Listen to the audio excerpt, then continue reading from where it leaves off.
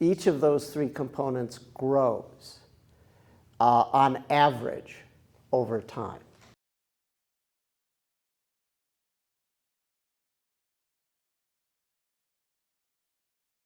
In specific, at a specific time, you could have a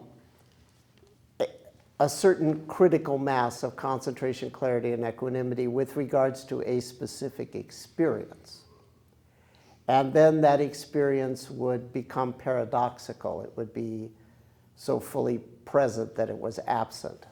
But it might be a fairly small experience, and that might happen only sporadically.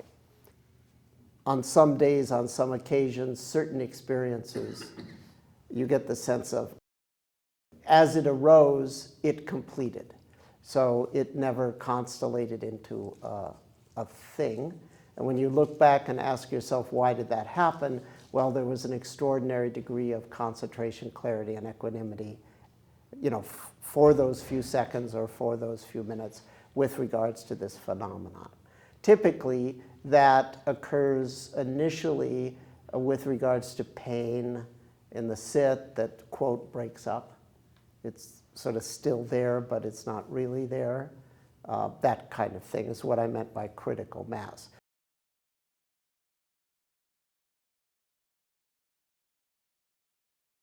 Looked in the large picture, though, over months, years, decades of practice, there is a sort of hockey stick growth curve for all three of these elements.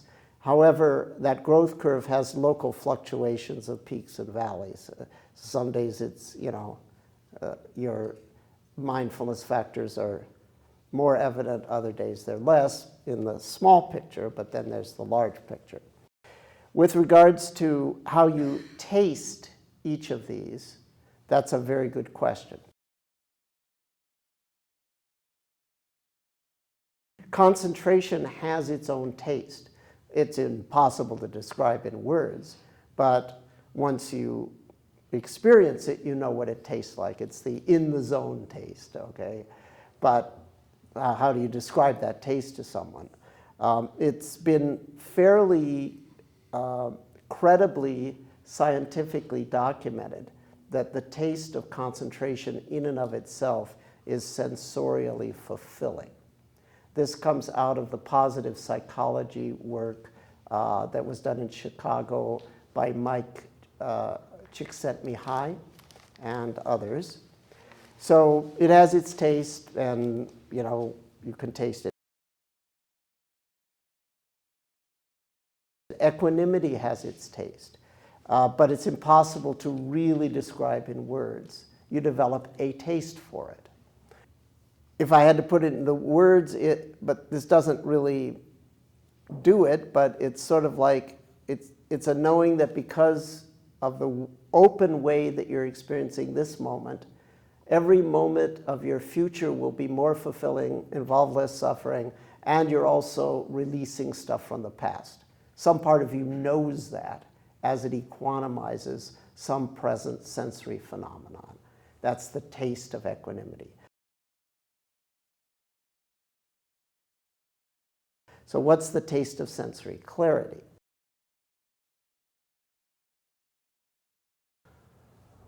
One is untangling. You, say, work with feel, image, talk, individually, collectively, and there comes a time when you get a big fit storm, okay? A big storm of it arises, and because you have so much momentum of clarity, those elements don't get mixed.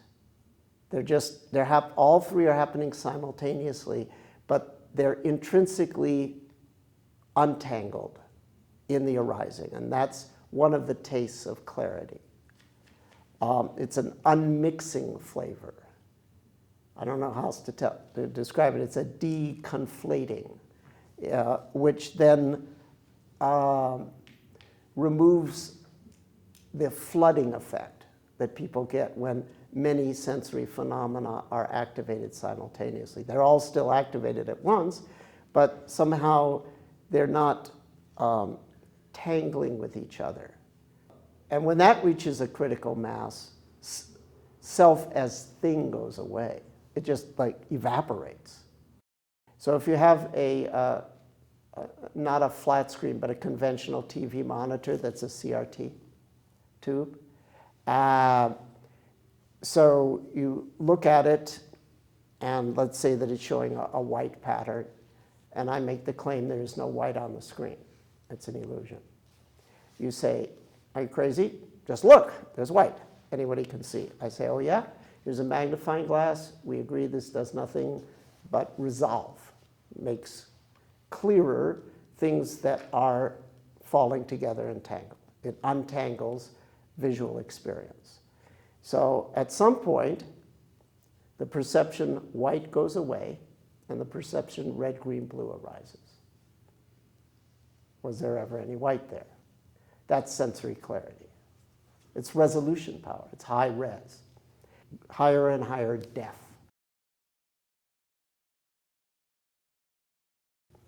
The other direction that the sensory clarity goes is the ability to pick up fainter and fainter signals, which is a power thing.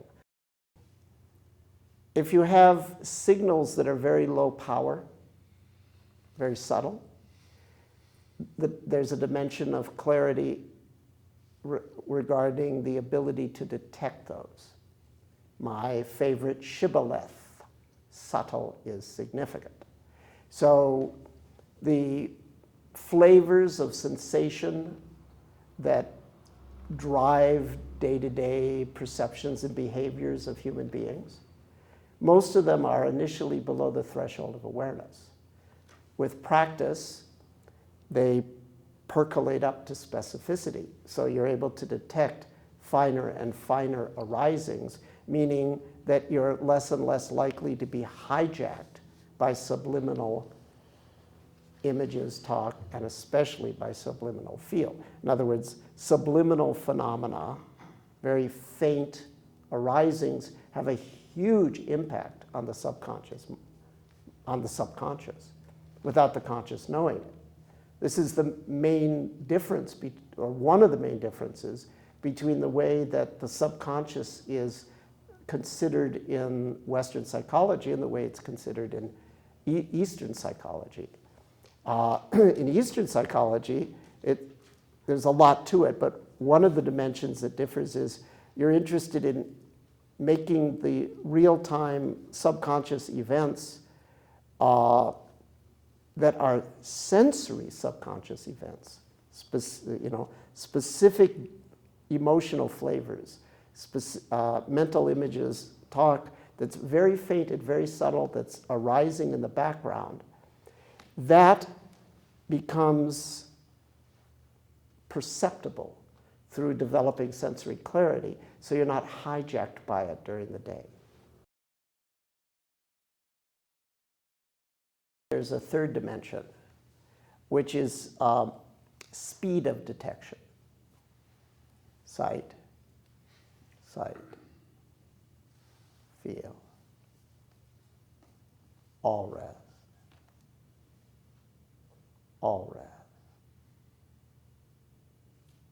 sight, feel.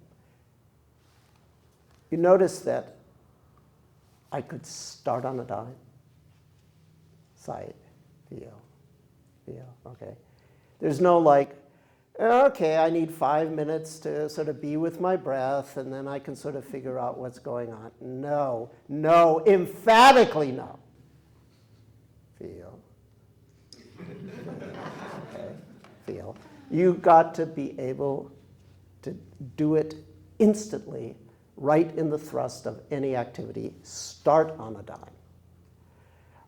So it's the ability to also immediately detect, to not have to like, okay, the typical, well, I'll sit for 10 minutes and then I can figure out what the hell's going on inside of me.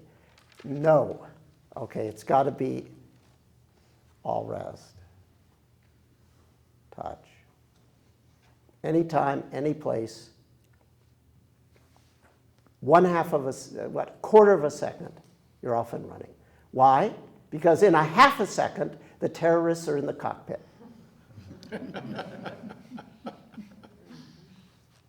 So,